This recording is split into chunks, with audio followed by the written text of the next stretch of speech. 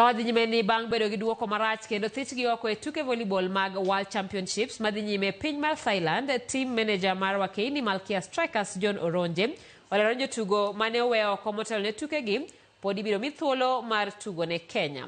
Oronje ma bende en jagoro mar riwruok matayo tuke mag volleyball pachoka olero ni jotugo mane oweyo oko kendo nigi lony mar ariya kama oting'o Sharon Chepchumba, Masi Moim, Triza Atuka, Leonida Kasaya, Libero Agripina kaachiel gi Edith Wissa duto pod biro yudo thuolo e tim Kenya motelo ne tuke mabiro.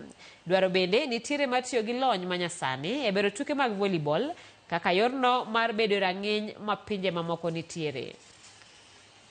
It was only a way of also having transition, which of course it's very difficult for you and I know that transition is normally very difficult.